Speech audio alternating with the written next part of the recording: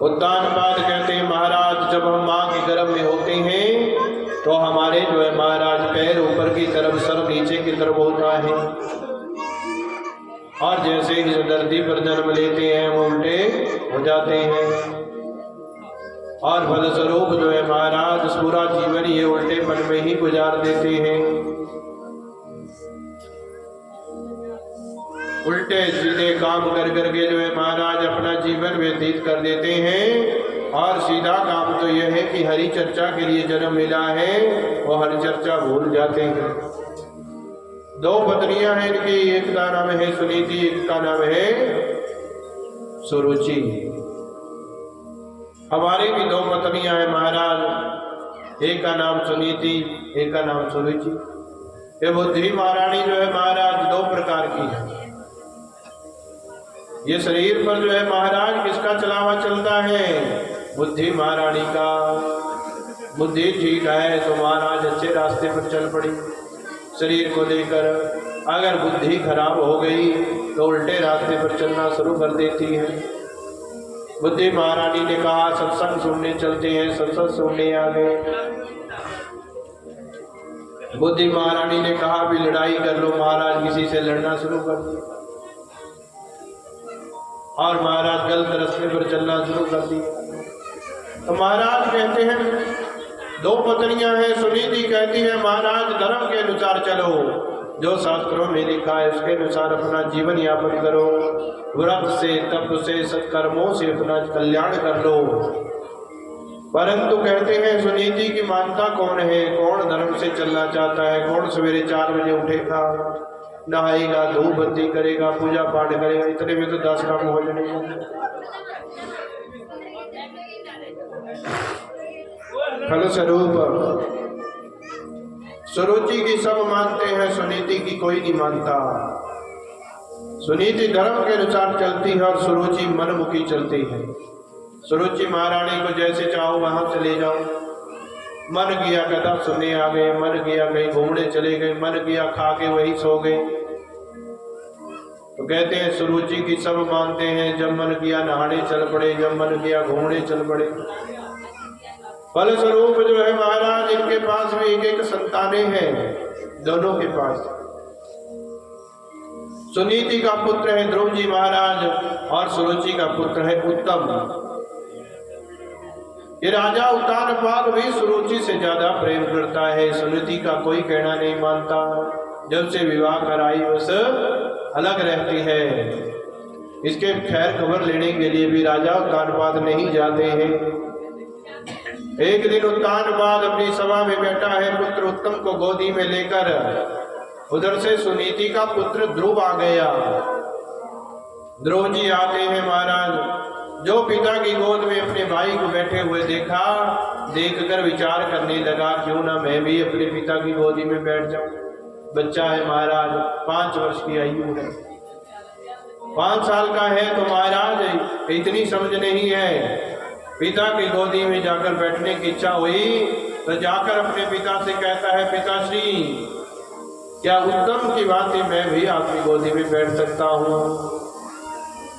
उत्तानपाद ने कहा जैसे उत्तम मेरा पुत्र है वैसे तू भी मेरा ही पुत्र है, मेरी ही संतान है। जब उत्तम मेरी गोद में बैठ सकता है तो तू भी मेरी गोदी में बैठ सकता है। और कहते हैं महाराज अपनी गोदी में दोनों पुत्रों को बिठाया। इतने में आ गई महाराज सुरुचि मैया, उत्तम की माता। ध्रुव जी को अपने पुत्र की बराबरी में गोदी में बैठे देखा, जल भर गया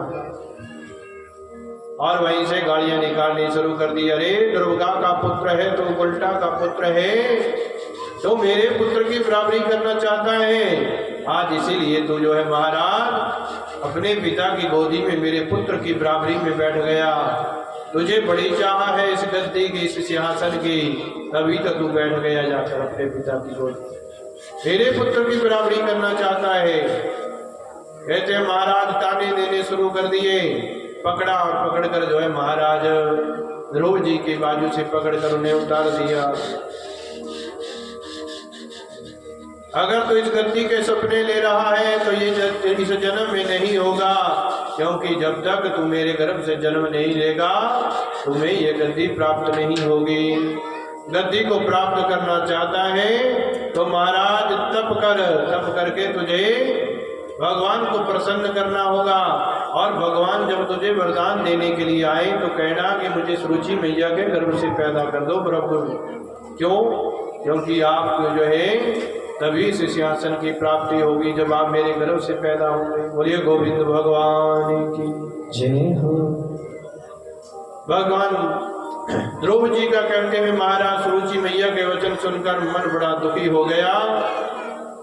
फल स्वरूप मन बड़ा दुखी हुआ। दुखी मन लिए हुए अपनी माता के पास गए।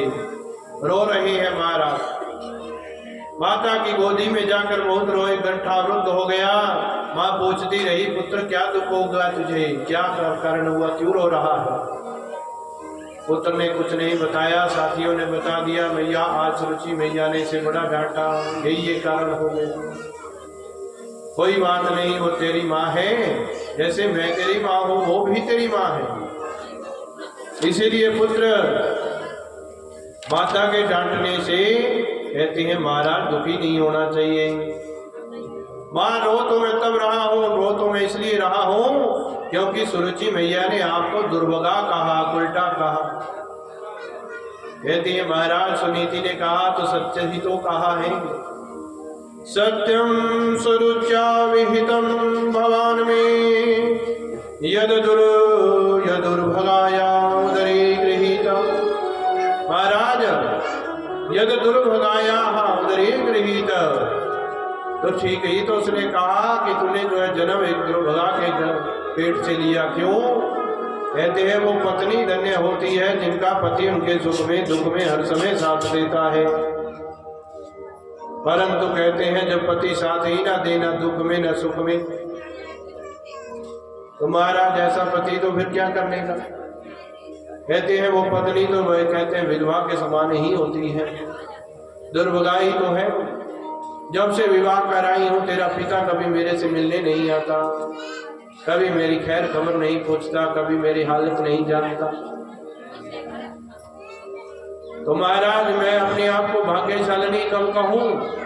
भाग्यशालिनी तो तब कहूंगी जब तेरा पिता मेरी खैर खबर ले, मेरे पास बैठे, मेरे पास आए। कहते हैं फल स्वरूप स्तनेन वृद्धश्च विलज्जते याम भारेति वा वोढुमिडस्पतिर्मा। कहते महाराज सत्य ही कहा है। ध्रुव जी को समझाया। ध्रुव जी ने कहा मैया सुरुचि मैया ने मुझे आज बड़ा डांटा। कहा तो इस गद्दी का भूखा है, इस गद्दी पर बैठने के सपने देख रहा है। अगर तुझे इस गद्दी पर बैठना है तो महाराज इस गद्दी पर बैठने के लिए तुम्हें क्या करना पड़ेगा? तप करना पड़ेगा। तप करके भगवान को प्रसन्न करना पड़ेगा और भगवान को प्रसन्न करके वरदान मांगना कि मुझे सुरुचि मैया के गर्भ से पैदा करें। माँ ये तप क्या होता है मैं तो ये जानना चाहता हूँ। सुनीति ने कहा मैं नहीं जानती ये तप क्या होता है, पर अगर तेरी माँ ने तुझे कहा है कि तप करके परमात्मा प्रसन्न हो जाते हैं तो कहते हैं ऐसा तप करने से अगर परमात्मा प्रसन्न हो गए तो तेरे पिता की गद्दी तो बहुत छोटी है पुत्र, तुझे इससे भी बड़े आसन पर भगवान विराजमान कर देते हैं, क्योंकि वो तो इससे भी बड़े आसन पर विराजमान रहते हैं। सब उन्हीं के हाथ में चल रहा है। ध्रुव जी ने कहा मैया तो मैं तप जरूर करूंगा। ये तप कैसे किया जाता है? सुनीति ने कहा मुझे नहीं पता, परंतु हाँ जंगलों में जाकर तप करना पड़ता है, बड़ा कठोर तप करना पड़ता है। कौन बताएगा? कहती है अगर मन में इच्छा पूर्ण हो, विश्वास भगवान के प्रति हो, घर से चल पड़ो महाराज मंजिल का ध्यान करते हुए, रास्ता दिखाने वाला कोई ना कोई मिल ही जाएगा। जब भगवान हरि की कृपा हो जाएगी तो आपको रास्ता दिखाने वाला भी कोई ना कोई मिल जाएगा। बोले गोविंद भगवान की जय हो। ध्रुव जी महाराज चल पड़े घर से तप करने के लिए, जंगलों की तरफ जा रहे हैं। रास्ते में और फल स्वरूप जो है कहते हैं बिनु हरि कृपा मिले ही नहीं संता। आज जो है भगवान हरि की कृपा हो गई और नारद जी रास्ते में मिल गए। जो नारद जी रास्ते में मिले हैं तो नारद जी पूछने लगे, अरे बेटा किधर जा रहा है? ध्रुव जी ने कहा तप करने के लिए जा रहा हूँ। नारद जी कहते हैं धन्य है भाई क्षत्रियों का तेज, 5 साल की उम्र में ही तप करने के लिए चल पड़ा। अरे भाई तुझे तप करने की क्या समस्या पड़ गई? कहते महाराज मुझे सुनीची मैया ने बड़ा डांटा और डांट कर कहा कि तप कर, भगवान को प्रसन्न कर, फिर वरदान मांग लेना। मैं तेरे गर्भ से पैदा हूँ, सुरुचि के गर्भ से पैदा होकर सिंहासन को पालूं, परंतु मैं सिंहासन की इच्छा तो नहीं रखता, परंतु तप करके उस परमात्मा को जरूर प्रसन्न करूंगा। नारद जी सोच में पड़ गए, महाराज ये कैसा बच्चा है? नारद जी समझाने लगे, महाराज 5 वर्ष की आयु है, इतनी छोटी आयु में तो माँ बाप कहता वैसे ही थप्पड़ मारी जिंदे देने, वैसे ही डांटते रहते। माता पिता की डांट को इतना दिल पर नहीं लगाना चाहिए था भी तप करने वास्ते तुर हो गए। जाकर अनुमुड़ जा, घर जाकर जो है महाराज खेल, अभी तेरे खेलने कूदने के दिन है। नारद जी की बातें सुनकर ध्रुव जी महाराज सोच में पड़ गई, कैसा बाबा मिल गया कहते रास्ते में, तो मेरा भी दिमाग खराब कर। बार बार जो है महाराज नारद जी ने बहुत जोर लगाया, परंतु कहते हैं ये वापिस नहीं हुए। और नारद जी की बातें सब जो है मिट्टी डालकर पूछने लगे, नारद जी मैं नहीं जानता आप कौन है और मुझे क्यों समझा रहे हैं, परंतु एक मेरा प्रश्न है, अगर उसका उत्तर ठीक ठीक दे देंगे तो महाराज ठीक है। कहते क्या? कहते महाराज कोई गाय धोने के लिए जाए और बाल्टी की जगह छालनी लेकर बैठ जाए। कहते हैं महाराज छालनी में तारा मारी जड़ियां गाय के दूधिया, तो क्या होना? कहते महाराज सारा दूध कहना नीचे गिर जाना। तो कहते महाराज फिर उसी प्रकार आपका भी कोई वचन मेरे हृदय में नहीं टिक रहा। कहते क्यों? कहते क्योंकि मेरा हृदय तो सुरुचि माँ के वचनों से ही छलनी हो चुका है। जिस प्रकार छलनी देकर कोई गाय का दूध दोहेगा तो महाराज क्या होगा? उस दूध को पाएगा नहीं, बल्कि उल्टा वो धरती पर गिर जाएगा सारा। उसी प्रकार आपकी बातें भी मेरे सर से ही ऊपर ऊपर जा रही है। अगर आप भगवान को जानते हैं, तप करना जानते हैं, नियम जानते हैं तो बताइए, नहीं तो आप अपने रास्ते, हम अपने रास्ते चलते हैं। नारद जी ने कहा महाराज चेला पक्का है, इसीलिए नारद जी महाराज ने गुरु मंत्र देने की तैयारी कर ली। पक्का विश्वास है महाराज तप करेंगे? कहता महाराज करूंगा, जरूर करूंगा। भगवान जब तक प्रसन्न नहीं होंगे तब तक नहीं छोड़ूंगा भगवान का तप। और फलस्वरूप नारद जी ने चेला पक्का जानकर कान में गुरु मंत्र दे दिया। ओम नमो भगवते वासुदेवाय, ओम नमो भगवते वासुदेवाय, ओम नमो भगवते वासुदेवाय, ओम नमो भगवते वासुदेवाय, ओम नमो भगवते वासुदेवाय, ओम नमो भगवते वासुदेवाय, ओम नमो भगवते वासुदेवाय, ओम नमो भगवते वासुदेवाय, ओम नमो भगवते वासुदेवाय, ओम नमो भगवते वासुदेवाय, ओम नमो भगवते वासुदेवाय, ओम नमो भगवते वासुदेवाय, ओम नमो भगवते वासुदेवाय, ओम नमो भगवते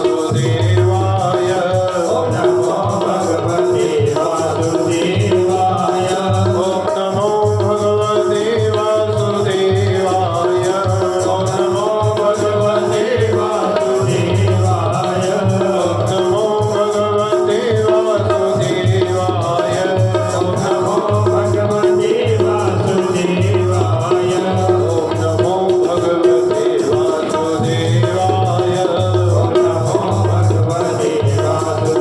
वासुदेवाय, ओम नमो भगवते वासुदेवाय।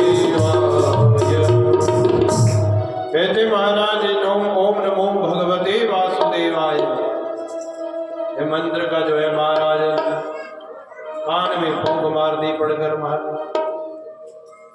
कहते महाराज इस मंत्र का जाप तब तक करते रहना जब तक भगवान आपको दर्शन देने ना जाए। तब कहाँ करूं महाराज। कहते हैं कि मधुबन है वृंदा, यमुना जी के तट पर मधुबन, उस मधुबन में भगवान का नित्य निवास रहता है। अरे श्री हरि भगवान वहीं रहते हैं। तत्तात गच्छ भद्रं ते यमुनया तटं शुचि, पुण्यं मधुवनं यत्र सानिध्यं नित्यदा हरि। पुण्यम मधुवनम, पुण्य वन है, मधु का वन है, तुलसी के पौधे हैं महाराज। वहां पर नित्यदा हरि, कहते हैं हरि भगवान का नित्य निवास है। इसलिए आप यमुना जी में स्नान करना और उस वन में जाकर तपस्या करना महाराज, आपको बहुत जल्दी भगवान के दर्शन हो जाएंगे। तब करने के नियम बता दिए, जो गुरु जी ने कहा है उसे अवश्य करूंगा। ऐसा सोचकर आज ध्रुव जी महाराज पहुंच गए यमुना जी के तट पर, किया स्नान और तप करना मधुबन में शुरू कर दिया। ओम नमो भगवते वासुदेवाय, इस मंत्र का जाप निरंतर करते जा रहे हैं। पहले महीने में जो है महाराज तप किया, 3 दिन के बाद बेर आदि खाते थे, कैद आदि के बेर खाने और फिर तप करना शुरू कर देना। पहले महीने में 3-3 दिन के बाद दूसरा महीना तब का शुरू हुआ तो 6-6 दिन का अंतराल डाल दिया। 6 दिन के बाद कहते हैं महाराज निराहार रहकर कुछ फल खाना, जल पीना, फिर जो है तब करना शुरू कर। तीसरा महीना चला तो 9 दिन की भक्ति शुरू कर दी। 9 दिन कुछ नहीं खाना महाराज, तब करते रहना। 9 दिन के बाद थोड़ा सा जल पीकर जो है फिर तब करना शुरू कर, खाना छोड़ दिया और जल पीकर तप करना शुरू कर दिया। अगला महीना शुरू हुआ, चौथा महीना, 12-12 दिन के बाद अब जल पीना भी छोड़ दिया। एक बार सांस लेते हैं, 12 दिन के बाद छोड़ देते हैं, 12 दिन बाद सांस लेते। ऐसा तब किया महाराज। और कहते हैं जैसे ही 5वां महीना लगा, 5वां महीना लगते ही महाराज ऐसा श्वास चढ़ाया, कहते महाराज ब्रह्मरंध्र में दूसरी बार सांस छोड़ी ही नहीं। एक पैर के अंगूठे पर खड़े हो गए और सांस खींचकर जो है भगवान का ध्यान लगा लिया। भगवान श्री हरि की छटा जो है महाराज वो हृदय पटल पर लग गई और महाराज आंखें खुली ही नहीं, श्वास ली ही नहीं। एक ध्यान लगाकर जो है महाराज खड़े हो गए। जब 1 महीना हो गया, 23 दिन हो गया, सांस नहीं छूटी तो सबकी चराचर सबकी जो है महाराज सांस गला बंद होने लग गया, रुकने लग गई। देवता लोग जो है भगवान की शरण में गए, श्री हरि की शरण में। हे प्रभु किन्नैवं विदाम भगवन् प्राणरोधम चराचरस्याखिल सत्वधामन। चराचर महाराज सबका सांस रुक रहा है। प्रभु महाराज ऐसी कौन सी घटना होने वाली है? कौन तप कर रहा है इतना कठोर जो सबका सांस रोक कर बैठ गया? भगवान ने कहा महाराज एक छोटा सा भक्त मेरा तप कर रहा है, 5 वर्ष की आयु है और महाराज छोटा सा मेरा एक भक्त है जो कहते हैं अब सबकी सांस खींचकर बैठ गया है। देवताओं ने कहा महाराज तो ऐसा करिए जल्दी से जाकर उसकी इच्छा पूरी कर दीजिए प्रभु, नहीं तो हमारा सांस रुक गया तो मर जाए। सबका सांस रुक रहा है महाराज, सबको दिक्कत हो रही है सांस लेने की। और भगवान गए हैं भक्त देवताओं के आग्रह पर जाकर ध्रुव जी के सामने खड़े हो गए। शंख चक्र गदा पद्म मालादि से सुशोभित भगवान नारायण। और कहा ध्रुव जी को पुकारा परंतु ध्रुव जी नहीं उठे, क्योंकि जो भगवान सामने खड़े हैं वही अंदर भी बैठे हैं। और भल स्वरूप आंखों के सामने वो सुंदर छटा जब तक है तब तक ध्रुव जी की समाधि नहीं टूटेगी। इसीलिए भगवान ने अंदर की छटा को गायब कर दिया और महाराज जो एकदम से आंखें खुली तो साक्षात नारायण भगवान सामने खड़े हैं। बोलिए गोविंद भगवान की जय, नारायण भगवान की जय। कहते महाराज आंखें एकदम से खुली, सामने भगवान को देखा, देखकर महाराज क्या हो गया, चुप हो गया, मौन हो गया। क्यों? क्योंकि गुरु जी ने मंत्र तो दे दिया, ये तो बताया नहीं जब भगवान सामने आएंगे तो क्या करूंगा, कौन सी पूजा करूंगा, कैसे मंत्र बोलूंगा, ये तो जान नहीं पाया। फलस्वरूप भगवान ने देखा कि ध्रुव जी चुप खड़े हैं, भक्त मेरी स्तुति करना चाहता है, इसीलिए महाराज भगवान ने उनको स्तुति करवाने की इच्छा हुई। तो एक पंचजन्य नाम का जो भगवान का संग है, वो जैसे ही ध्रुव जी से गाल से छुआ दिया, उसी समय सब वेद वेदांत कंठस्थ हो गए। बोलिए गोविंद भगवान, सब कुछ याद हो गया।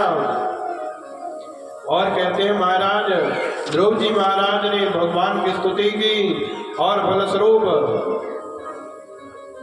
11 श्लोकों के साथ भगवान की स्तुति की है कि यो अंत प्रविशय मम वाचामिमां प्रसुप्तां संजीवयत्यखिल शक्तिधर स्वधामना अन्याश्च हस्तचरण श्रवणत्वगादिना प्राणान् नमो भगवते पुरुषाय तुभ्यं।